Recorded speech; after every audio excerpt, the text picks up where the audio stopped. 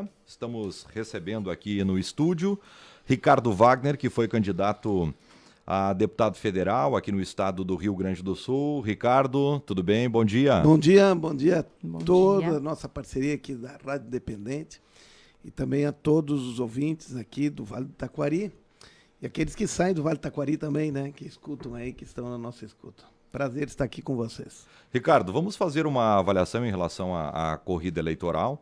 Tu chegaste a 23.378 votos, confere? Isso. Esse é o número total, né, da votação. Uma votação muito parecida na comparação com a última eleição. Muito parecida, 1.000 votos a mais ou menos. Realmente a gente tinha uma expectativa de ter crescido, de crescer na votação, porque nós trabalhamos 4 anos praticamente ininterruptamente, só não saímos na época de pandemia, mas sempre quando tinha uma janela na pandemia ou quando a pandemia terminou, nós saímos para trabalhar em todo o estado. Realmente nós fizemos base em todo o estado, construímos uma candidatura muito sólida, né, nesse período. Mas, infelizmente, o povo decidiu, e que a democracia é assim. O povo é que decide o que quer, o povo que decide aquilo quem são os governantes que querem. E mais, uma coisa que nos vamos dizer assim, deixa um pouco perplexos, essa talvez seja a palavra, que foi feito um movimento no Vale do Taquari muito grande em relação a deixar o voto no Vale do Taquari, né? Isso foi um movimento dos empresários, foi um movimento da imprensa, foi um movimento dos próprios políticos, foi um movimento generalizado no Vale do Taquari, mas, infelizmente, pelo menos a deputado federal, os votos continuaram saindo para fora do Vale do Taquari e, infelizmente, nós vamos continuar comendo as migalhas que sobraram para nós aqui. O povo decidiu assim, vamos viver assim, né? Candidato, Ricardo, a gente vinha falando aí, tive até a oportunidade de entrevistar aqui no Panorama, justamente no começo dessa corrida, e naquela oportunidade eu lhe fiz essa pergunta. Havia uma expectativa, um número, se visualizava aquele número, quanto que faltou nessa expectativa de trabalho para que se pudesse, se não chegar lá, né, mas dentro do plano de trabalho de vocês? Não, de fato, para mim, faltou 13.000 votos. Se eu tivesse feito 13.000 votos a mais, sim, eu teria alcançado a cláusula de barreira de 20% e o meu partido teria alcançado a menor sobra, então a melhor sobra. Então eu teria entrado. Faltou pouca coisa, 13.000 votos só, e isso não é muita coisa. Era só realmente uma pequena mobilização e isso nós teríamos alcançado. E era a expectativa. Essa a expectativa? Não, minha expectativa era muito maior que essa, pelo trabalho que nós fizemos, pela mobilização que nós fizemos, pelo apoio que nós tínhamos. O ambiente, o clima estava muito diferente agora. Realmente, não apenas eu, mas os meus colegas aqui do Vale do Taquari também estavam muito confiantes. O próprio Enio Bassi, por exemplo. Eu vou ser bem sincero para vocês. A deputada estadual, olhando o desenho, a configuração partidária e a necessidade de votos que eles necessitavam fazer, e sabendo o potencial de votos que cada um tinha, eu sabia que seria muito difícil, com exceção do nosso candidato do PT lá de Taquari, Maneco Rassi. do Maneco, e com exceção dele, os outros seria muito difícil qualquer um deles entrar, uma vez que o PP se dividiu. Se o PP não tivesse dividido, teria possibilidade, porque o PP é muito forte aqui, mas se dividindo, eles destruíram a possibilidade deles de chegar lá. Mas, para deputado federal, eu vou ser bem sincero para vocês, havia 2 possibilidades. O Enio Bassi tinha a possibilidade de fazer a segunda cadeira na sobra, e se ele tivesse trabalhado, se o povo daqui tivesse dado um pouquinho mais de ênfase e votado um pouquinho mais no Enio, ele teria pego a menor sobra também e teria feito a segunda cadeira, a União Brasil teria feito a segunda cadeira e ele teria entrado também. Não precisaria muito, eu não calculei direitinho quanto precisava, mas não foi muito que ele precisou, talvez 10, 15 mil votos teria sido suficiente para o Enio passar. E, para mim, 13.000 votos seria suficiente. O Vale do Taquari teria 2 deputados federais.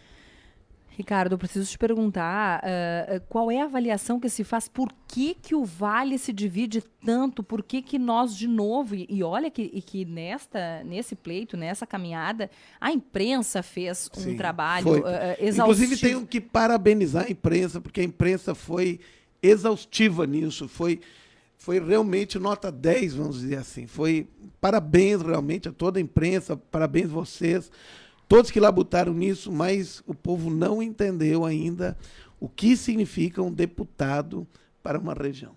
E a avaliação justamente é essa, então, Ricardo. As pessoas, o eleitorado local ainda não entendeu a importância de ter um nome nosso. Por isso a gente, de novo, não consegue colocar alguém lá?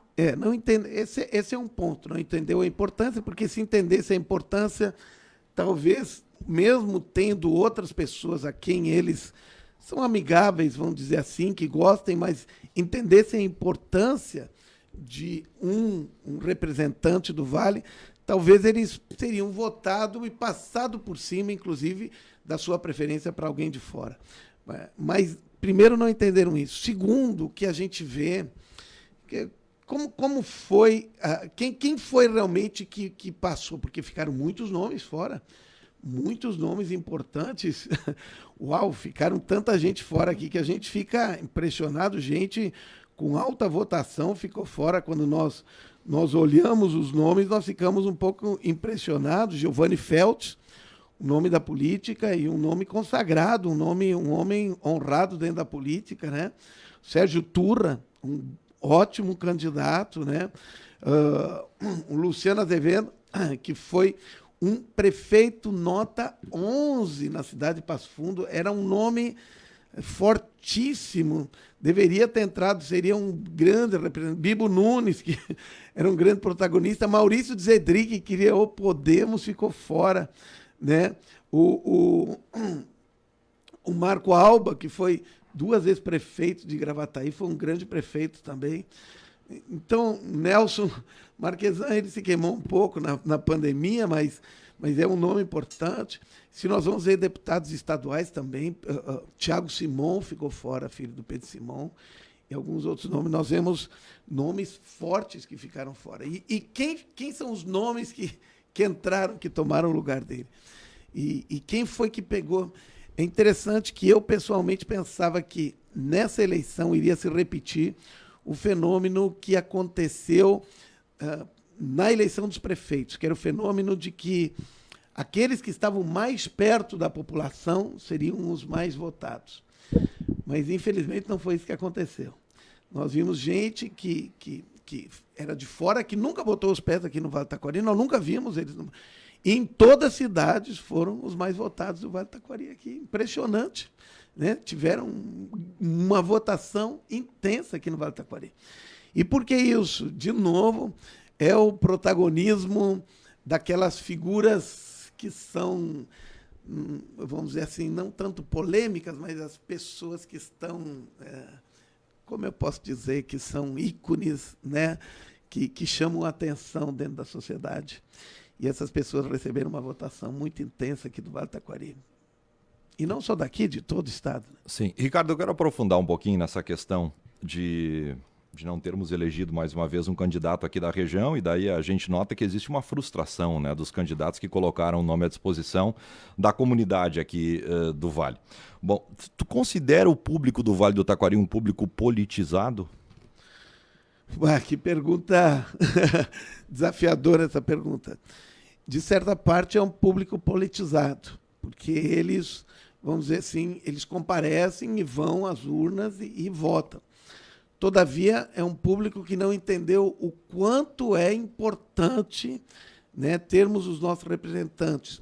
Talvez um pouco isso vem da cultura. Como eu estudei muito a fundo da onde é que se veio a cultura aqui do Vale do Taquari, a cultura do Vale do Taquari veio quando os imigrantes vieram para cá, e, na verdade, o Vale do Taquari foi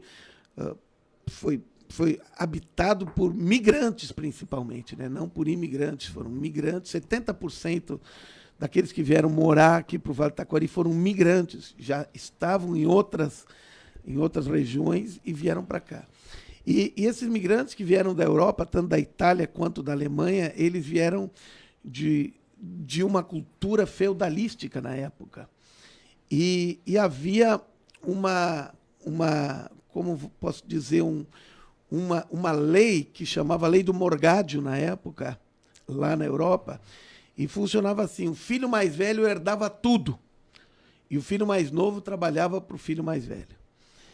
Eu creio que esse sistema traumatizou o povo, tanto que eles vieram para cá, e fugindo dessa ideia, fugindo de serem servos, fugindo de serem pseudo-escravos, vamos dizer. E esse é o grande problema, primeiro, da grande falta de liderança de uma forma, vamos dizer assim, não local. Local nós temos grandes líderes, uma falta de liderança a nível de expressão estadual e, para não dizer, nacional. Nós não temos nomes no Vale do Taquari de expressão a nível estadual e muito menos nacional, né? Mesmo tendo uma população muito culta e comparada às outras regiões do estado do Rio Grande do Sul.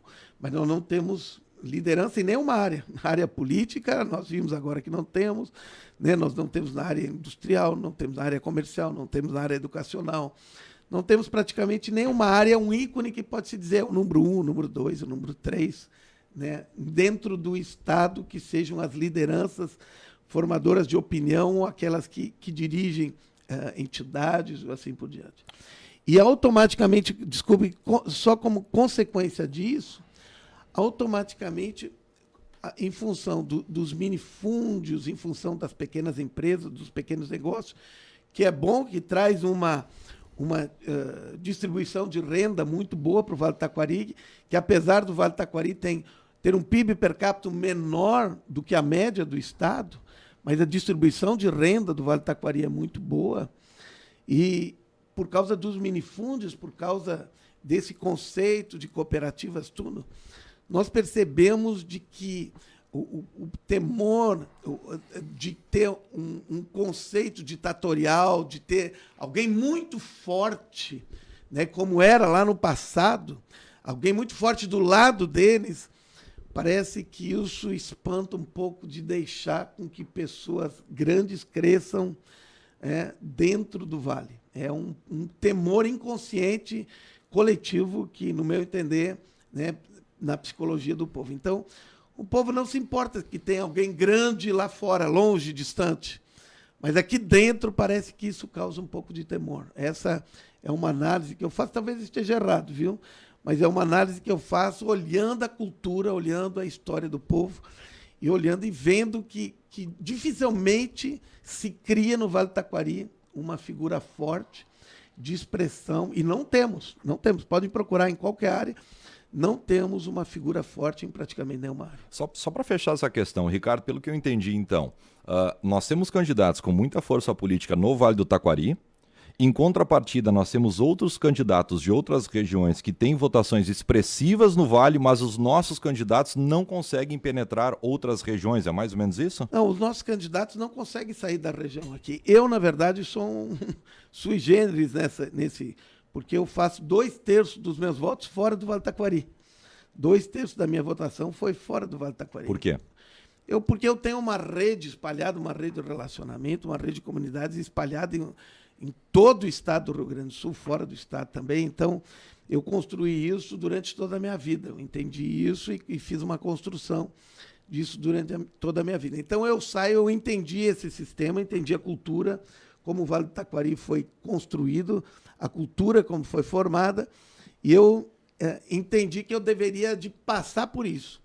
E eu me tornei, vamos dizer assim, de certa forma, um líder, né, no estado inteiro, não político, mas um líder comunitário no estado inteiro. Eu passei essas barreiras. Por isso que eu tenho apoio em todo o estado, não suficiente para ter esse número de votos que foi necessário, mas eu entendi a lógica do sistema do Vale do Taquari e passei por cima dessa lógica e consegui sair do Vale do Taquari.